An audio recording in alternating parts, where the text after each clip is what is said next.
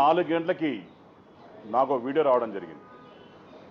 దాంట్లో ఎవరైతే హత్య చేయబడ్డాడో వాళ్ళ డ్రైవరు రాయుడు అనే వ్యక్తి మరి ఆ వీడియో అనేది అందరం చూసాం. నేను మిమ్మల్ని అందరికీ కూడా 2 విషయాలు అడగదలుచుకున్నా. ఈ వీడియో ఏఐయా మాఫ్డా లేకుంటే వీళ్ళు ఎవరైతే అతను హత్య చేశారో దాని ముందర వీడియో తీసి మిమ్మల్ని వదిలేస్తాం కాబట్టి వీడియో చెయ్యి అని చెప్పి బెదిరించి వీడియో తీసిన తర్వాత హత్య చేయడం జరిగిందా? పోనీ ఆ రాయుడు అనేటువంటి బతుకుంటే అన్నా అతన్ని పిలుచుకొచ్చి కూర్చొని మాట్లాడి ప్రజల సమక్షంలోనే ఇది తేల్చుకునేటోళ్ళం. కానీ ఇక్కడ విడ్డూరం ఏమైందంటే ఈ హత్య జరిగి దగ్గర 2 నెలలు కావస్తూ ఉంది. వీరు జైలు కూడా పోవడం జరిగింది.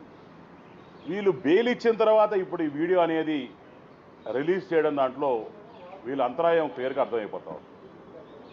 ఒక సింపతి తెచ్చుకోదానికో లేకుంటే కష్టపడి గెలిచి ఈరోజు మంచి పేరు తెచ్చుకొని శ్రీకాళహస్తిని అభివృద్ధి చేస్తున్న నా మీద బుడద జల్లదానికో చేస్తున్నారని చెప్పి ఒక క్లియర్ కట్ సంగతి తప్ప దీంట్లో వాళ్ళ డ్రైవర్తో నాకు డిపాజిట్లు కూడా గెలవని వాళ్ళతో ఆ రోజు మాకు వాస్తవాన్ని ఈ రోజు వరకు కూడా నేను ఆవిడతో ఎన్నో ప్రాబ్లమ్స్ ఫేస్ చేశాను ఎలక్షన్స్ ముందర కూడా.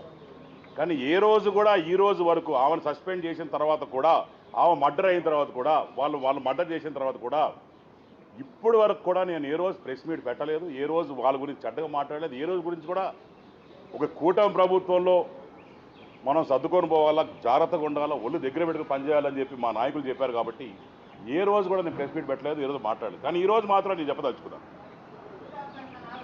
ఆ రోజు అసలు ఆవిడ మా కోసం పనిచేసింది ఆ కూటమి ప్రభుత్వంలో. ఏ రోజు కూడా వచ్చి మా కోసం పనిచేయలే. ఆఖరికి వాళ్ళ దగ్గర పనిచేసే జనసేన నాయకులు ఎవరైతే ఉన్నారో వాళ్ళని కూడా ఇబ్బంది పెట్టింది ఆవిడ. మేము వెళ్ళి ఇంటికి వెళ్ళి మా తల్లి కావచ్చు మా భార్య కావచ్చు ఇంటికి వెళ్ళి ఓటు అడిగేదానికి పోతే ఓటు అడిగి పనిచేయమని చెప్పేదానికి పోతే కనీసం ఇంట్లో కూడా రానిలే. ఏ రోజు కూడా చెప్పలేదు బాధ మీద.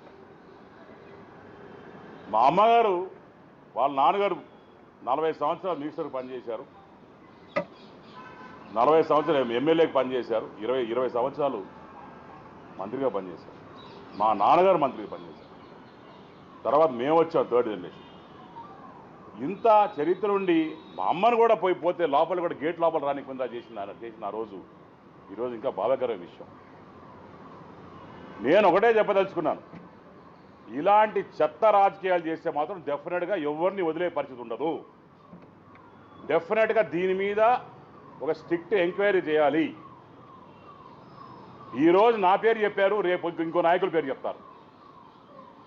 ఈరోజు నా మీద బుడదబల్లే ప్రయత్నం ఉంది, రేపొద్దున ఇంకోటి మర్డర్ చేసి వాళ్ళ దగ్గర ఒక వాంగ్మూలం తీసుకొని ఇంకోటి పేరు మీద పెట్టే ఒక కొత్త వే ఆఫ్ రాజకీయం అనేది ఈరోజు చూస్తూ ఉన్నాం.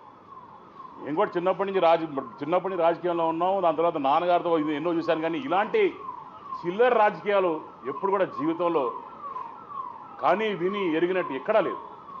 బాధేస్తుంది ఇవన్నీ చూస్తుంటే.